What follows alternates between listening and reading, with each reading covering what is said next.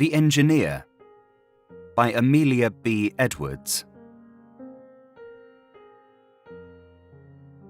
His name, sir, was Matthew Price. Mine is Benjamin Hardy. We were born within a few days of each other, bred up in the same village, taught at the same school. I cannot remember the time when we were not close friends. Even as boys, we never knew what it was to quarrel. We had not a thought, we had not a possession that was not in common. We would have stood by each other fearlessly to the death. It was such a friendship as one reads about sometimes in books, fast and firm as the great tors upon our native moorlands, true as the sun in the heavens. The name of our village was Chadley, lifted high above the pasture flats, which stretched away at our feet like a measureless green lake and melted into mist on the furthest horizon. It nestled, a tiny, stone-built hamlet, in a sheltered hollow about midway between the plain and the plateau. Above us, rising ridge beyond ridge, slope beyond slope, spread the mountainous moor country, bare and bleak for the most part, with here and there a patch of cultivated field or hardy plantation, and crowned highest of all with masses of huge grey crag, abrupt, isolated, hoary, and older than the deluge. These were the tors, Druid's Tor, King's Tor, Castle Tor, and the like. Sacred places, as I have heard, in the ancient time, where crownings, burnings, human sacrifices, and all kinds of bloody heathen rites were performed. Bones, too, had been found there, and arrowheads, and ornaments of gold and glass. I had a vague awe of the tors in those boyish days, and would not have gone near them after dark for the heaviest bribe. I have said that we were born in the same village. He was the son of a small farmer named William Price, and the eldest of a family of 7. I was the only child of Ephraim Hardy, the Chadley blacksmith, a well-known man in those parts, whose memory is not forgotten to this day. Just so far as a farmer is supposed to be a bigger man than a blacksmith, Matt's father might be said to have a better standing than mine, but William Price, with his small holding and his 7 boys, was in fact as poor as many a day labourer, whilst the blacksmith, well-to-do, bustling, popular, and open-handed, was a person of some importance in the place. All this, however, had nothing to do with Matt and myself. It never occurred to either of us that his jacket was out at elbows, or that our mutual funds came altogether from my pocket. It was enough for us that we sat on the same school bench, conned our tasks from the same primer, fought each other's battles, screened each other's faults, fished, nutted, played truant, robbed orchards and birds' nests together, and spent every half-hour, authorized or stolen, in each other's society. It was a happy time, but it could not go on forever. My father, being prosperous, resolved to put me forward in the world. I must know more and do better than himself. The forge was not good enough, the little world of Chadley not wide enough for me.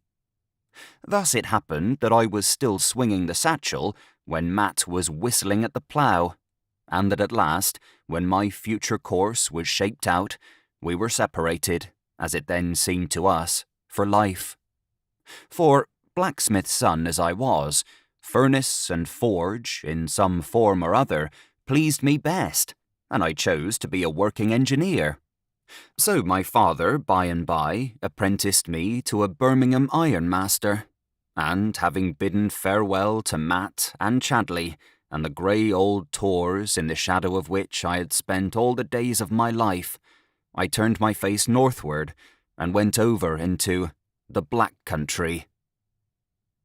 I am not going to dwell on this part of my story, how I worked out the term of my apprenticeship, how, when I had served my full term and become a skilled workman, I took Matt from the plough and brought him over to the Black Country, sharing with him lodging, wages, experience. All, in short, that I had to give. How he, naturally quick to learn and brimful of quiet energy, worked his way up a step at a time and came by and by to be a first hand in his own department. How, during all these years of change and trial and effort, the old boyish affection never wavered or weakened, but went on, growing with our growth and strengthening with our strength, are facts which I need do no more than outline in this place. About this time, it will be remembered that I speak of the days when Matt and I were on the bright side of 30. It happened that our firm contracted to supply 6 first-class locomotives to run on the new line, then in process of construction, between Turin and Genoa. It was the first Italian order we had taken. We had had dealings with France, Holland, Belgium, Germany, but never with Italy. The connection, therefore, was new and valuable. All the more valuable because our transalpine neighbours had but lately begun to lay down the iron roads, and would be safe to need more of our good English work as they went on. So the Birmingham firm set themselves to the contract with a will, lengthened our working hours, increased our wages, took on fresh hands, and determined, if energy and promptitude could do it, to place themselves at the head of the Italian labour market and stay there. They deserved and achieved success.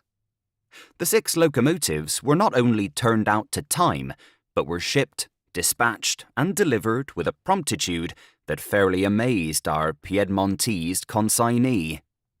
I was not a little proud, you may be sure, when I found myself appointed to superintend the transport of the engines. Being allowed a couple of assistants, I contrived that Matt should be one of them, and thus we enjoyed together the first great holiday of our lives.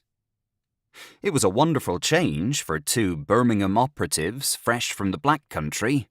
The fairy city, with its crescent background of Alps, the port crowded with strange shipping, the marvellous blue sky and bluer sea, the painted houses on the quays, the quaint cathedral faced with black and white marble, the street of jewellers like an Arabian Nights bazaar, the street of palaces with its Moorish courtyards, its fountains and orange trees, the women veiled like brides, the galley slaves chained 2 and 2, the processions of priests and friars, the everlasting clangour of bells, the babble of a strange tongue, the singular lightness and brightness of the climate, made altogether such a combination of wonders that we wandered about the first day in a kind of bewildered dream, like children at a fair. Before that week was ended, being tempted by the beauty of the place and the liberality of the pay, we had agreed to take service with the Turin and Genoa Railway Company, and to turn our backs upon Birmingham forever. Then began a new life, a life so active and healthy, so steeped in fresh air and sunshine, that we sometimes marvelled how we could have endured the gloom of the Black Country.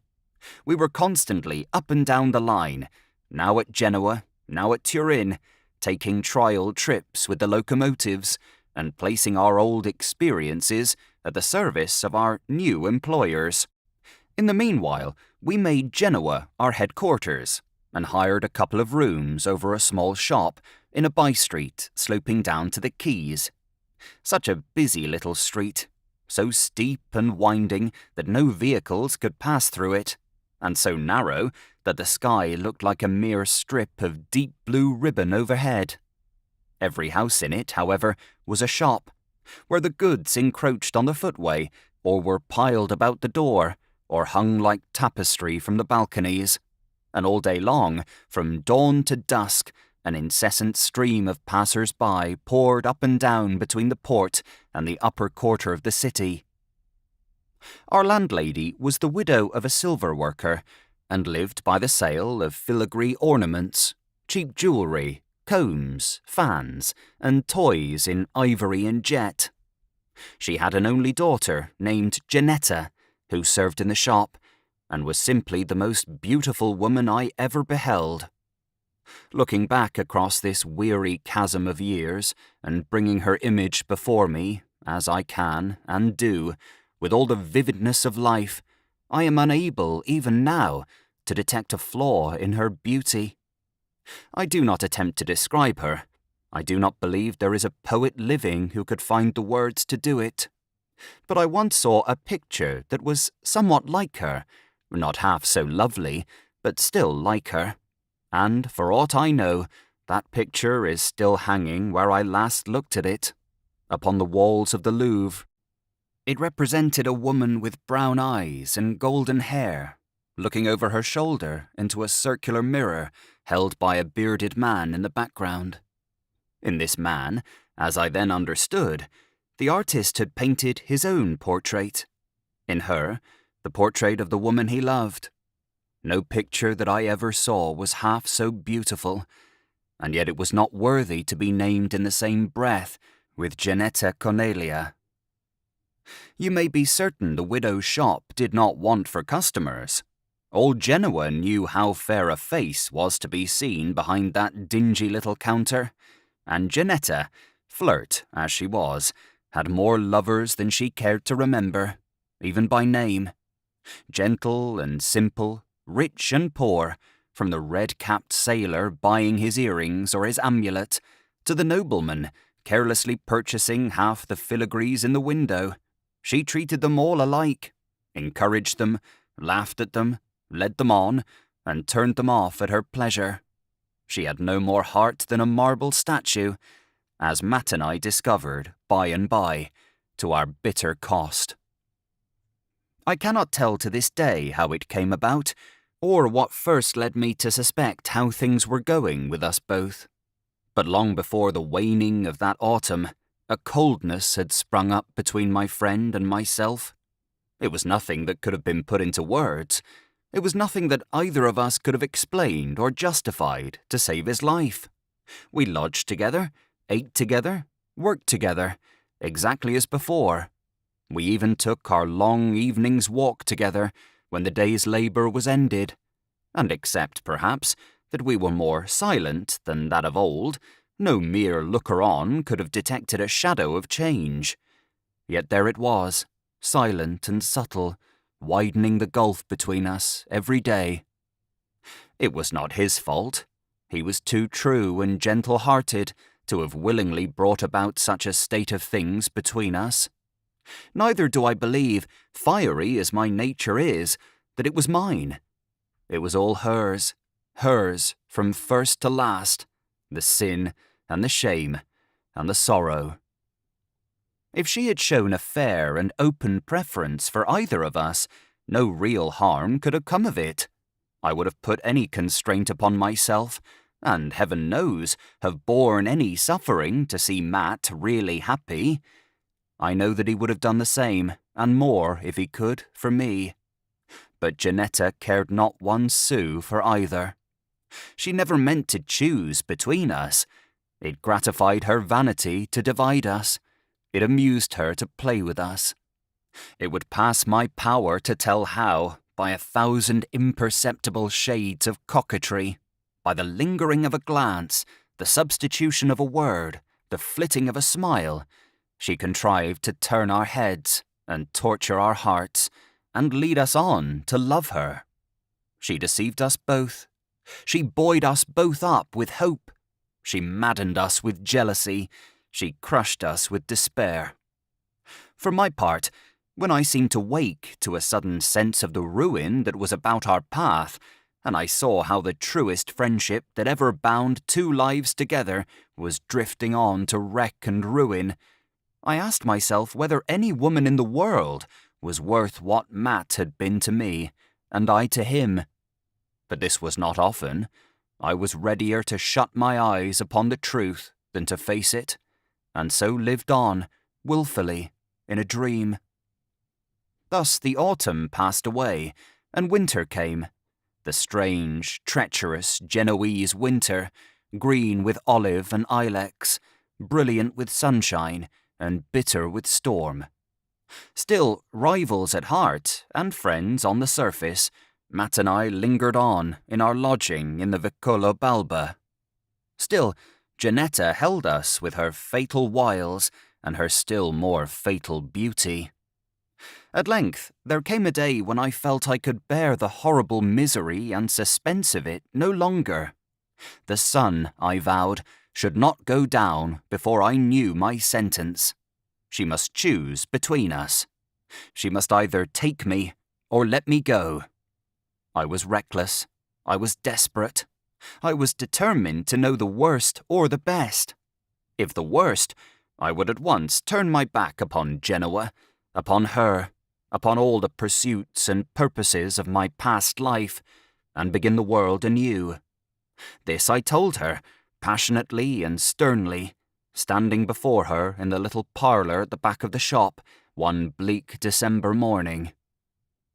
"If it's Matt whom you care for most," I said, "tell me so in one word, and I will never trouble you again.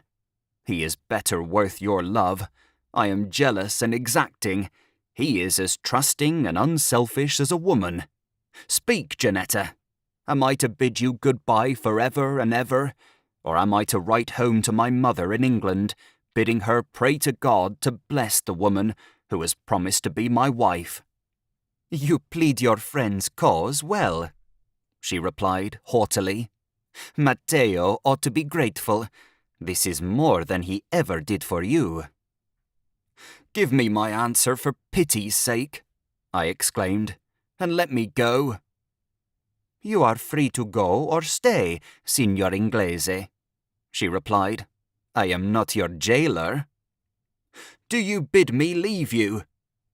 "Beata Madre, not I." "Will you marry me if I stay?" She laughed aloud, such a merry, mocking, musical laugh, like a chime of silver bells. "You ask too much," she said.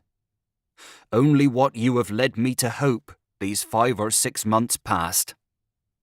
"That is just what Matteo says. How tiresome you both are." "Oh, Janetta," I said passionately, "be serious for one moment.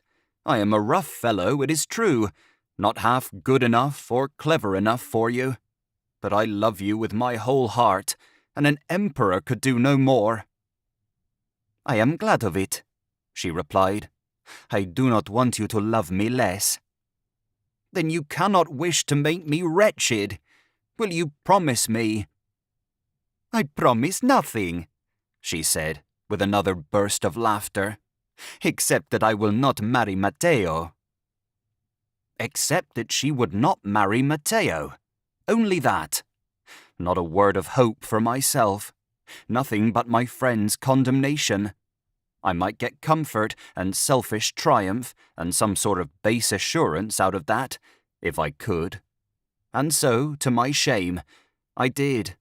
I grasped at the vain encouragement, and, fool that I was, let her put me off again, unanswered. From that day, I gave up all effort at self-control and let myself drift blindly on, to destruction. At length, things became so bad between Matt and myself that it seemed as if an open rupture must be at hand. We avoided each other, scarcely exchanged a dozen sentences in a day, and fell away from all our old familiar habits. At this time, I shudder to remember it. There were moments when I felt that I hated him. Thus, with the trouble deepening and widening between us day by day, another month or 5 weeks went by, and February came, and with February, the carnival. They said in Genoa that it was a particularly dull carnival, and so it must have been, for, save a flag or two hung out in some of the principal streets, and a sort of festa look about the women, there were no special indications of the season. It was, I think, the second day, when, having been on the line all the morning, I returned to Genoa at dusk, and to my surprise found Matt Price on the platform. He came up to me and laid his hand on my arm. "You are in late," he said. "I have been waiting for you 3/4 of an hour. Shall we dine together today?" Impulsive as I am, This evidence of returning goodwill at once called up my better feelings. "With all my heart, Matt," I replied. "Shall we go to Gozzoli's?" No," he said hurriedly. "Some quieter place. Some place where we can talk. I have something to say to you." I noticed now that he looked pale and agitated, and an uneasy sense of apprehension stole upon me. We decided on the Pescatore, a little out-of-the-way trattoria down near the Molo Vecchio. There, in a dingy salon, frequented chiefly by seamen and redolent of tobacco, we ordered our simple dinner. Matt scarcely swallowed a morsel, but calling presently for a bottle of Sicilian wine, drank eagerly. "Well, Matt," I said, as the last dish was placed on the table, "what news have you?" "Bad." "I guessed that from your face." "Bad for you, bad for me. Janetta." "What of Janetta?" He passed his hand nervously across his lips. "Janetta is false, worse than false," he said in a hoarse voice. "She values an honest man's heart just as she values a flower for her hair, wears it for a day, then throws it aside forever. She has cruelly wronged us both." "In what way? Good heavens, speak out." "In the worst way that a woman can wrong those who love her. She has sold herself to the Marchese Loredano." The blood rushed to my head and face in a burning torrent. I could scarcely see, and dared not trust myself to speak. "I saw her going towards the cathedral," he went on hurriedly. "It was about 3 hours ago. I thought she might be going to confession, so I hung back and followed her at a distance. When she got inside, however, she went straight to the back of the pulpit, where this man was waiting for her. You remember him, an old man who used to haunt the shop a month or 2 back.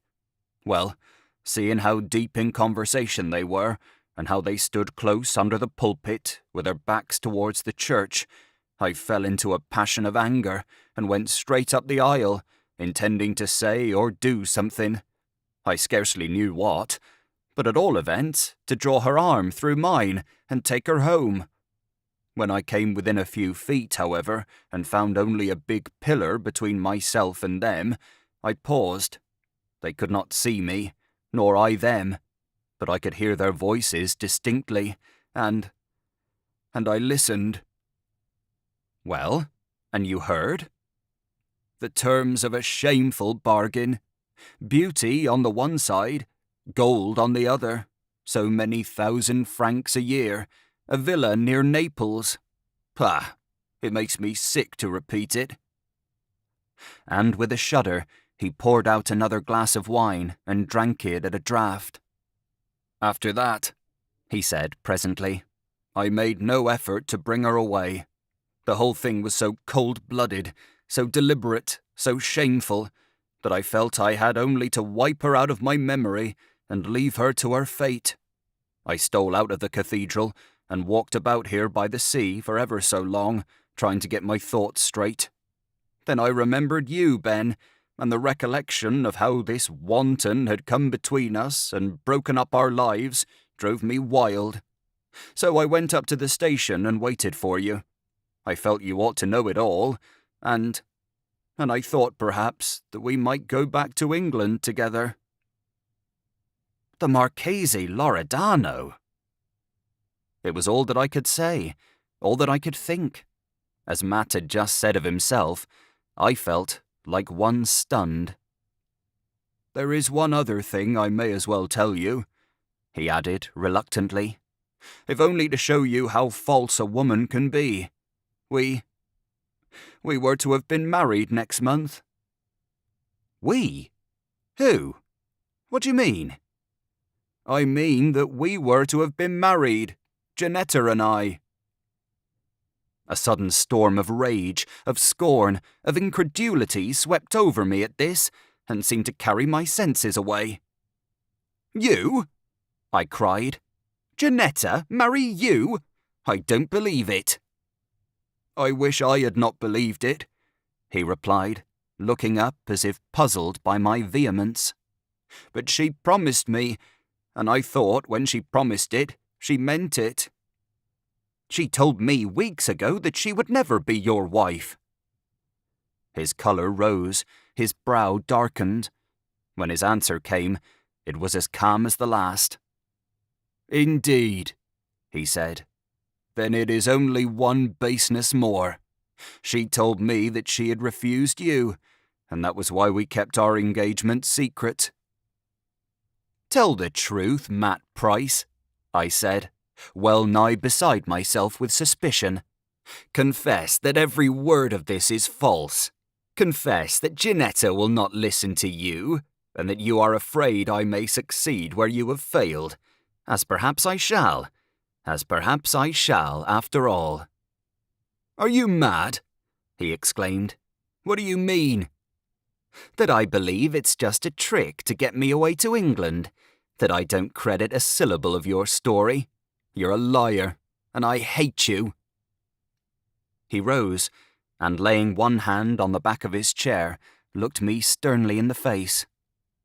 "If you were not Benjamin Hardy," he said deliberately, "I would thrash you within an inch of your life." The words had no sooner passed his lips than I sprang at him.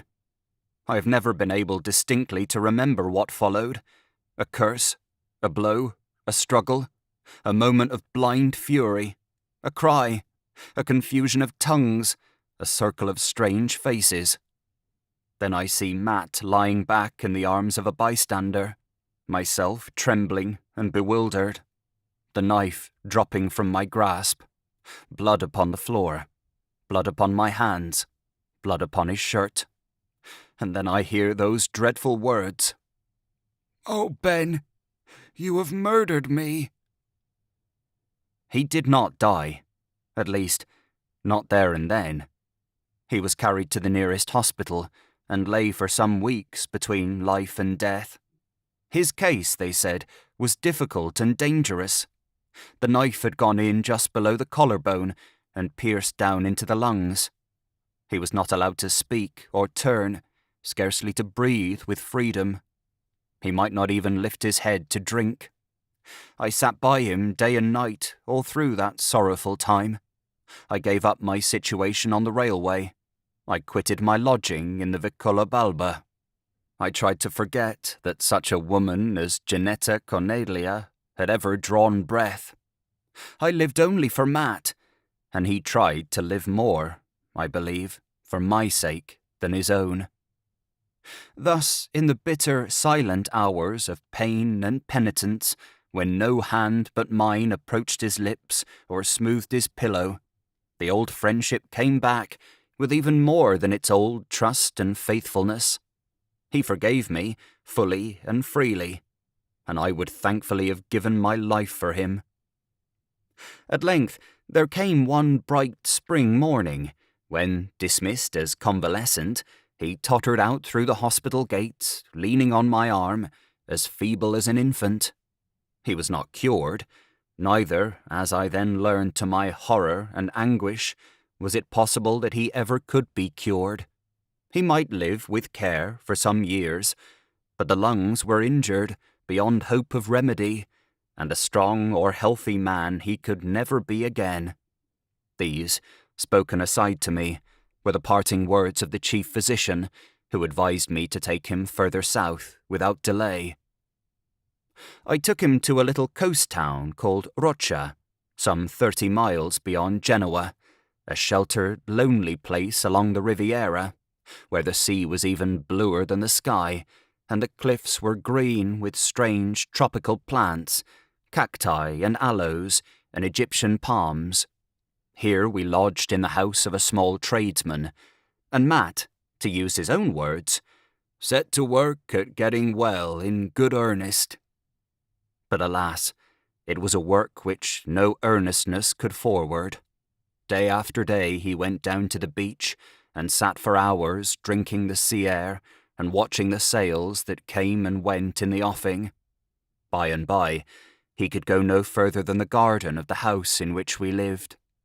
A little later, and he spent his days on a couch beside the open window, waiting patiently for the end.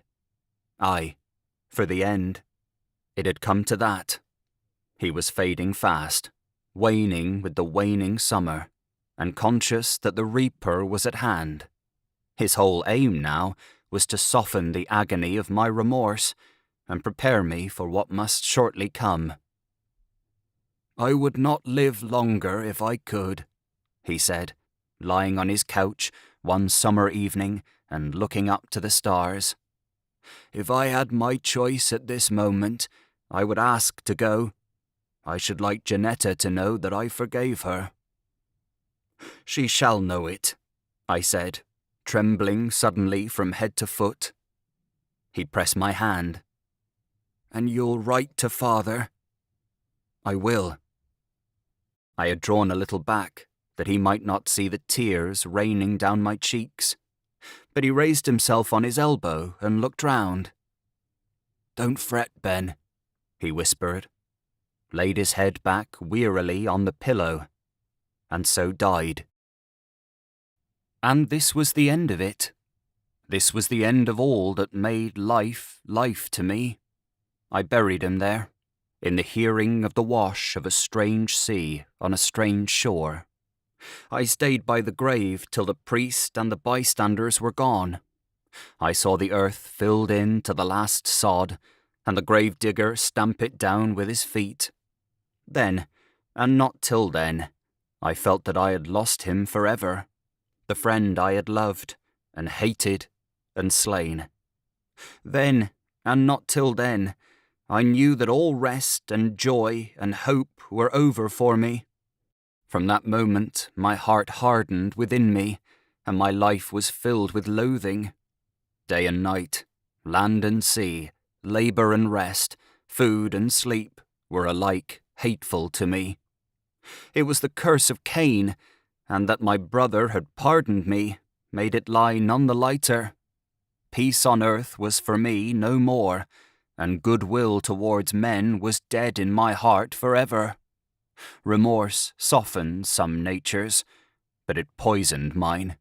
I hated all mankind, but above all mankind, I hated the woman who had come between us two and ruined both our lives. He had bidden me seek her out and be the messenger of his forgiveness. I had sooner have gone down to the port of Genoa and taken upon me the serge cap and shotted chain of any galley slave at his toil in the public works. But for all that, I did my best to obey him. I went back, alone, and on foot. I went back intending to say to her, "Janetta Cornelia, he forgave you, but God never will." But she was gone. The little shop was let to a fresh occupant, and the neighbours only knew that mother and daughter had left the place quite suddenly, and that Janetta was supposed to be under the protection of the Marchese Loredano. How I made inquiries here and there, how I heard that they had gone to Naples, and how, being restless and reckless of my time, I worked my passage in a French steamer and followed her.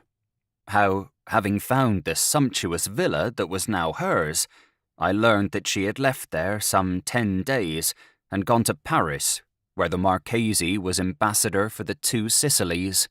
How, working my passage back again to Marseille, and thence in part by the river and in part by the rail, I made my way to Paris. How day after day I paced the streets and the parks, watched at the ambassador's gate, followed his carriage, and at last, after weeks of waiting, discovered her address. How, having written to request an interview, her servant spurned me from her door and flung my letter in my face. How, looking up at her windows, I then, instead of forgiving, solemnly cursed her with the bitterest curses my tongue could devise. And how, this done, I shook the dust of Paris from my feet, and became a wanderer upon the face of the earth, are facts which I have now no space to tell. The next 6 or 8 years of my life were shifting and unsettled enough.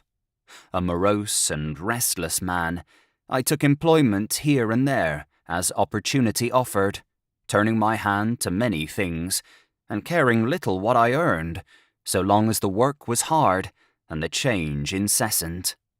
First of all, I engaged myself as chief engineer in one of the French steamers plying between Marseille and Constantinople. At Constantinople, I changed to one of the Austrian Lloyd's boats and worked for some time to and from Alexandria, Jaffa, and those parts. After that, I fell in with a party of Mr. Layard's men at Cairo, and so went up the Nile and took a turn at the excavations of the Mound of Nimrud. Then I became a working engineer on the new desert line between Alexandria and Suez, and by, I worked my passage out to Bombay and took service as an engine fitter on one of the great Indian railways. I stayed a long time in India. That is to say, I stayed nearly 2 years, which was a long time for me, and I might not even have left so soon, but for the war that was declared just then with Russia. That tempted me, for I loved danger and hardship as other men love safety and ease, and as for my life, I had sooner have parted from it than kept it any day. So I came straight back to England, betook myself to Portsmouth, where my testimonials at once procured me the sort of berth I wanted. I went out to the Crimea in the engine room of one of Her Majesty's war steamers. I served with a fleet, of course, while the war lasted, and when it was over, went wandering off again, rejoicing in my liberty. This time I went to Canada, and after working on a railway then in progress near the American frontier, I presently passed over into the States, journeyed from north to south, crossed the Rocky Mountains, tried a month or two of life in the gold country, and then, being seized with a sudden, aching, unaccountable longing to revisit that solitary grave so far away on the Italian coast, I turned my face once more towards Europe. Poor little grave. I found it rank with weeds, the cross half shattered, the inscription half effaced. It was as if no one had loved him, or remembered him. I went back to the house in which we had lodged together. The same people were still living there, and made me kindly welcome. I stayed with them for some weeks. I weeded and planted and trimmed the grave with my own hands, and set up a fresh cross in pure white marble. It was the first season of rest that I had known since I laid him there, and when at last I shouldered my knapsack and set forth again to battle with the world, I promised myself that, God willing, I would creep back to Rocha when my days drew near to ending, and be buried by his side. From hence, being perhaps a little less inclined than formerly for very distant parts, and willing to keep within reach of that grave, I went no further than Mantua, where I engaged myself as an engine driver on the line, then not long completed, between that city and Venice. Somehow, although I had been trained to the working engineering, I preferred in these days to earn my bread by driving. I liked the excitement of it, the sense of power, the rush of the air, the roar of the fire, the flitting of the landscape. Above all, I enjoyed to drive a night express. The worse the weather, the better it suited with my sullen temper, for I was as hard and harder than ever. The years had done nothing to soften me. They had only confirmed all that was blackest and bitterest in my heart. I continued pretty faithful to the Mantua line, and had been working on it steadily for more than 7 months, when that which I am now about to relate took place. It was in the month of March. The weather had been unsettled for some days past, and the night stormy. And at one point along the line, near Ponte di Brenta, the waters had risen and swept away some 70 yards of embankment. Since this accident, the trains had all been obliged to stop at a certain spot between Padua and Ponte di Brenta, and the passengers, with their luggage, had thence to be transported in all kinds of vehicles by a circuitous country road to the nearest station on the other side of the gap, where another train and engine awaited them.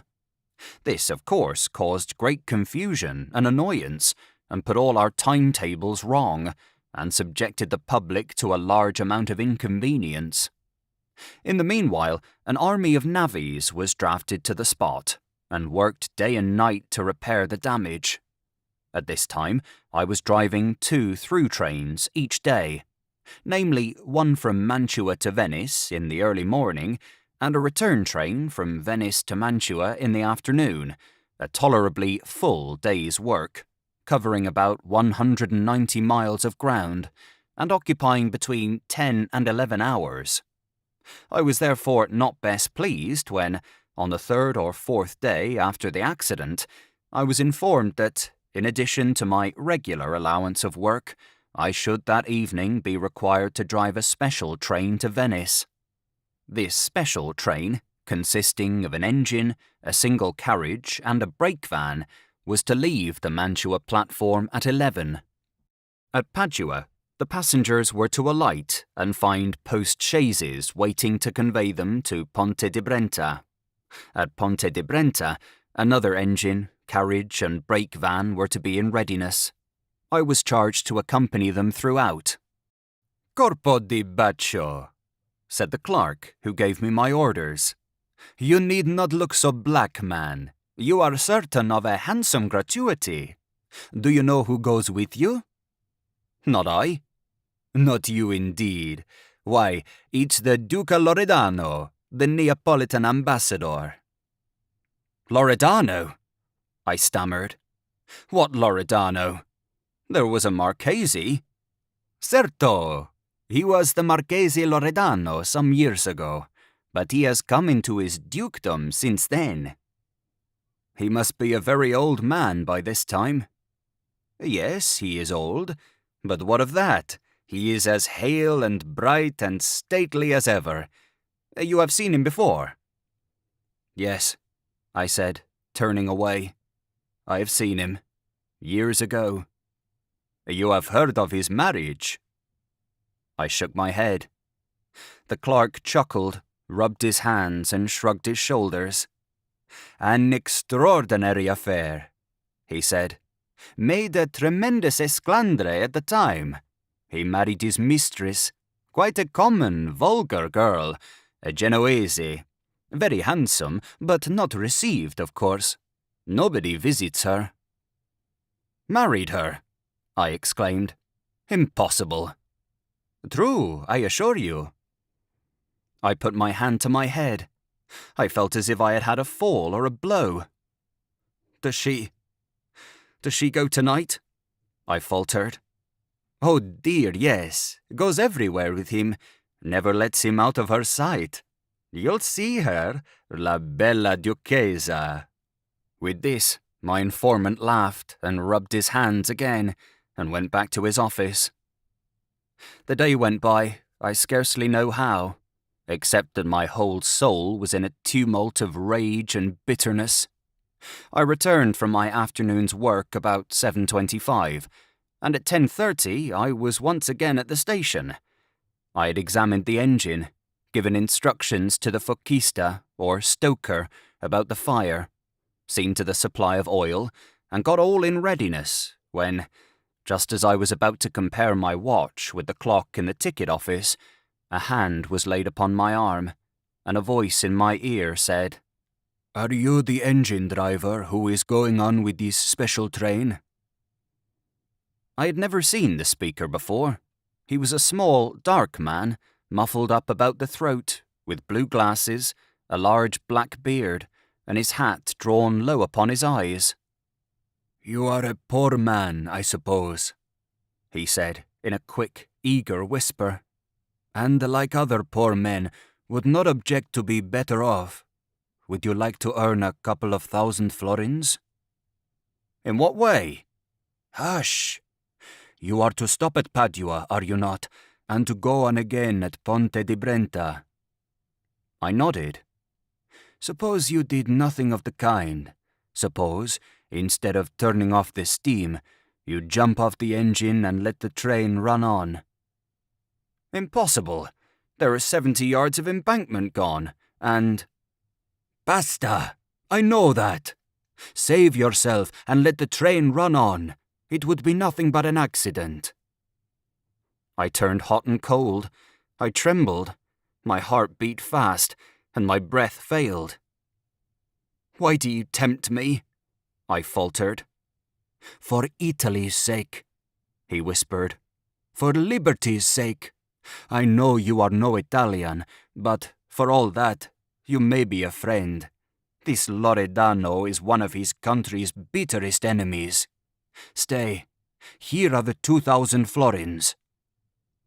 I thrust his hand back fiercely. "No, no," I said. "No blood money. If I do it neither for Italy nor for money, but for vengeance." "For vengeance," he repeated. At this moment, the signal was given for backing up to the platform. I sprang to my place among the engine without another word. When I again looked towards the spot where he had been standing, the stranger was gone. I saw them take their places, Duke and Duchess, secretary and priest, valet and maid. I saw the station master bow them into the carriage and stand bareheaded beside the door. I could not distinguish their faces. The platform was too dusk, and the glare from the engine fire too strong. But I recognized her stately figure and the poise of her head. Had I not been told who she was, I should have known her by those traits alone. Then the guard's whistle shrilled out, and the station master made his last bow. I turned the steam on, and we started. My blood was on fire. I no longer trembled or hesitated. I felt as if every nerve was iron, and every pulse instinct with deadly purpose. She was in my power, and I would be revenged. She should die. She, for whom I had stained my soul with my friend's blood. She should die in the plenitude of her wealth and her beauty, and no power upon earth should save her. The stations flew past. I put on more steam. I bade the firemen heap in the coke and stir the blazing mass. I would have outstripped the wind had it been possible. Faster and faster, hedges and trees, bridges and stations flashing past. Villages no sooner seen than gone. Telegraph wires twisting and dipping and twining themselves in one with the awful swiftness of our pace. Faster and faster, till the fireman at my side looks white and scared and refuses to add more fuel to the furnace. Faster and faster, till the wind rushes in our faces and drives the breath back upon our lips. I would have scorned to save myself. I meant to die with the rest, mad as I was, and I believe from my very soul that I was utterly mad for the time. I felt a passing pang of pity for the old man and his suite. I would have spared the poor fellow at my side too, if I could. But the pace at which we were going made escape impossible. Vicenza was past, a mere confused vision of lights. Poiana flew by. At Padua, but 9 miles distant, our passengers were to alight. I saw the fireman's face turned upon me in remonstrance. I saw his lips move, though I could not hear a word. I saw his expression change suddenly from remonstrance to a deadly terror. And then, merciful heaven, then, for the first time, I saw that he and I were no longer alone upon the engine. There was a third man, standing on my right hand, as the fireman was standing on my left. A tall, stalwart man, with short, curling hair, and a flat Scotch cap upon his head. As I fell back in the first shock of surprise, he stepped nearer, took my place at the engine, and turned the steam off. I opened my lips to speak to him. He turned his head slowly and looked me in the face. Matthew Price. I uttered one long, wild cry, flung my arms wildly up above my head, and fell as if I had been smitten with an axe. I am prepared for the objections that may be made to my story. I expect, as a matter of course, to be told that this was an optical illusion, or that I was suffering from pressure on the brain, or even that I laboured under an attack of temporary insanity. I have heard all these arguments before, and, if I may be forgiven for saying so, I have no desire to hear them again. My own mind has been made up upon this subject for many a year. All that I can say, all that I know, is that Matthew Price came back from the dead to save my soul and the lives of those whom I, in my guilty rage, would have hurried to destruction. I believe this, as I believe in the mercy of heaven and the forgiveness of repentant sinners.